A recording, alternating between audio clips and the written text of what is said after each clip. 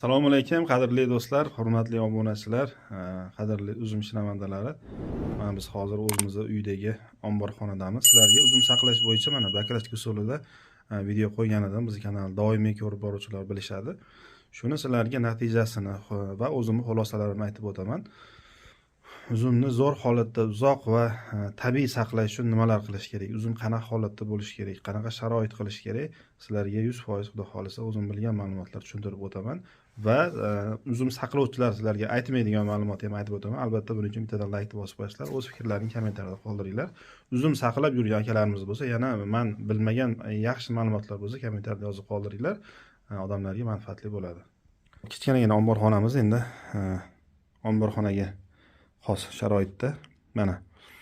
Xo'p, jami shu 10 yoshlik uzumimizni mana saralab 10-oktyabrda 10 va 11-oktyabr sanalarida uzib olib kirganmiz. Mana yerdan ko'targanmiz va qorong'i qilganmiz sharoitda. Bu tarafdan endi ochiq qolib ketdi, nur tushib turibdi. Xo'p, tepaga qo'yganmiz, tagiga mana bankalarda qo'yganmiz, ya'ni sichqon kalamushlar bor bu yerda, shu chiqarmasin degan maqsadda. Bu yerda Husayna, ketmon sopi hamda Maksim uzumlarini saqlamaga qo'ygan edik. Ularning holatini sizlarga hozir ko'rsataman. Xo'p, qanaqa bo'ldi, nima bo'ldi? Ko'pi so'lib qoldi. Sizlarga buni sababini ham tushuntiraman. Va qanaqa suv ishlatish kerak, qanaqa uzum bo'lishi kerak va boshida qo'yganda qanaqa choralar ko'rish kerak, qanaqa ishlar qilinadi, shuni sizlarga tushuntirib o'taman. Xo'p, mana chiroqni ham yoqib oldik. Xo'p, mana ko'p uzumlar qaranglar, so'lib qolgan. Mana bujmayib turibdi, so'lish bor. Aksariyati so'lib qoldi.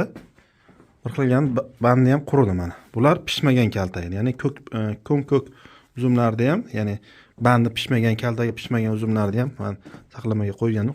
Qanaqa bo'lar ekan degan maqsadda mana bandi quridi va bu tamom bo'ldi.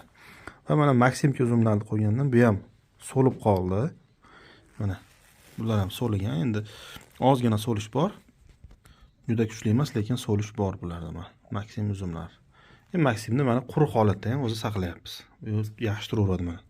Dona yumshamaydi mana, qattiq turaveradi. Xo'p, sababi, xo'p, shartlar qanaqa bo'lishi kerak? Birinchi navbatda saqlaydigan joyingiz, ya'ni polli joy bo'lishi kerak, ya'ni zax bo'lmasligi, bu zaxroq.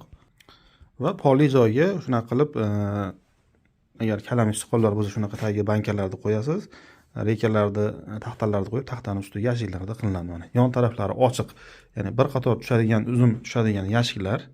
Birinchi navbatda uzumingiz o'ta ham toza bo'lishi kerak. O'ta ham kasallik yo'q. Endi biz uyimizda qolgan uzumlarni qo'ydik mana. Orasida chiriganlari ham bor. Shuni olaylik-da. Mana chirib ketganlar, chunki kasallik bor edi. Ya'ni yaxshi qarov bo'lmagan, toza bo'lmagan uzumlarni biz sinov uchun qo'ygan edik. Mana.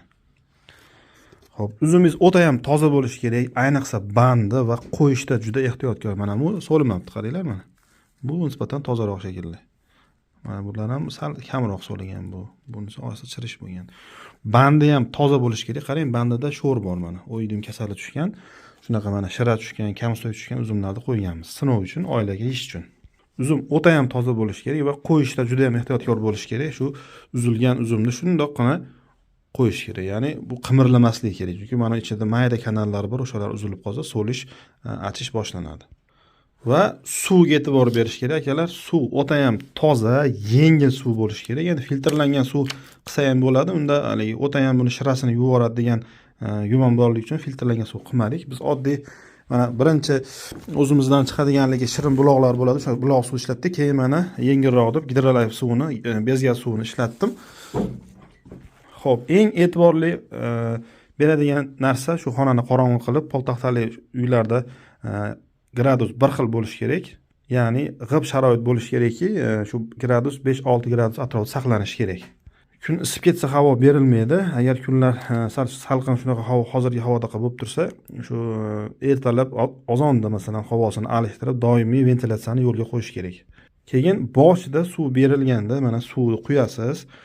Boshida bu suv loyqa bo'lar ekan. Bu suvni to'kib tashlab, bir 5-6 marta, haftasiga bir 2-3 marta, общий bir 5-6 marta suvni alishtirish kerak ekan. Biz shuni suvni qo'ydik-ku, qo'yib qo'ydik. Ya'ni suvni alishtirmadik. Suvi bunaqa tanani svetiga mana qizil rangga kirib qolar ekan. O'sha qizil rangga kirdimi, bu aynir ekan. Buni keyin o'zi saqlab yurganlar ham aytishdi tanishlar va buni o'zimiz ham ko'rib guvohi bo'ldik. O'sha suv aralashtirilmagan nimalar so'lidi. Mana so'limaganlar ham bor. O'shalarlar zo'r turibdi. 10 oktyabr bo'lsa, hozir bugun 22 noyabr. Shu 1 oy 10 kun bo'libdi. Mana svejiy turganlari ham bor. Suvni alashtirish kerak. Toki o'sha suvi o'zi tiniq bo'lib, o'sha suv tortishi boshida kuchli bo'lar ekan, ya'ni uzumdan bu mevalar tokidan, uzumdan katta bosimda suvni, ya'ni shirani o'ziga qabul qilgan shu banda, shu kaltak orqali. Buni biz suvni sharoitga o'tkazganimizdan keyin boshida bu ko'p suv talab qilar ekan. Bir haftaning ichida to'ldirgan suvim deyarli ba'zilari tugab ham qolibdi. Bir haftaning ichida juda ham ko'p suvni o'ziga tortgan, ya'ni suv shimgan. Undan keyin mana suv tortish kamaydi ancha, ya'ni o'zini stabil nima deydi, bu suvni sharoitga moslashdi mana shu boshdagi uzumlar. Mana ular ham qarang, svejiy turibdi. O'sha paytda suvi xira bo'lganlarni alashtirish kerak va xona g'ib sharoit bo'lish kerak. Ya'ni bizda endi hamma narsa bekamko'z qilinmadi. Uzumlar ham o'zi mana bu ham so'lmagan. Uzumlar ham o'zi o'sha kasallangan uzumlar edi. Mana o'zi qarang, sal loyqa turibdi mana. Mana shundan ham kirib bo'lar ekan, o'shani alashtirish kerak. Biz alashtirmadik, ustiga qo'yaveribmiz.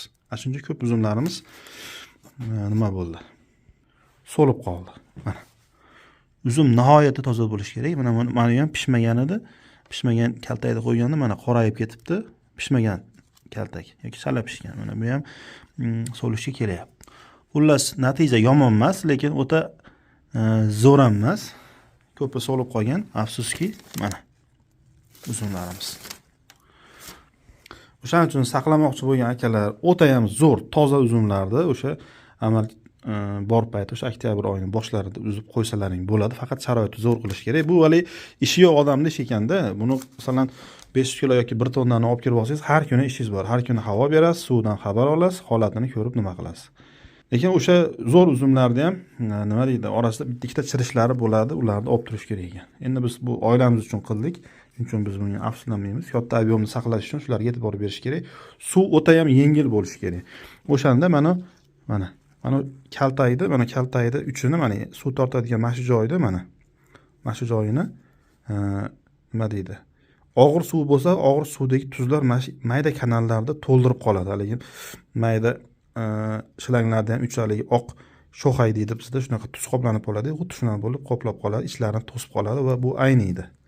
O'shaning uchun yengil suv qilish kerak, ya'ni tuzi kam bo'lgan suv. Ya'ni og'ir suvda tuz nimalari, ionlari ko'p bo'ladi. Kimyo tili bilan aytganda shunaqa. Xo'p, shularga e'tibor berish kerak. Mana suv tortishi ancha kamaydi bularni. Shu boshida 1-2 hafta zo'r suv tortar ekan, ya'ni suv tez tugab qolar ekan. O'shanda suvni alishtirib xira bo'lganini qarab tursangiz, shu bilan yog'i ketaverar ekan. Bitta tushib olgandan keyin mana yaxshi turganlari bor. Masalan, turaveradi endi. Endi bularga ham o'zi kamisi tushgan, lekin nisbatan yaxshi turgani emas, so'limagani mana shular ekan. Mana diriklab turibdi.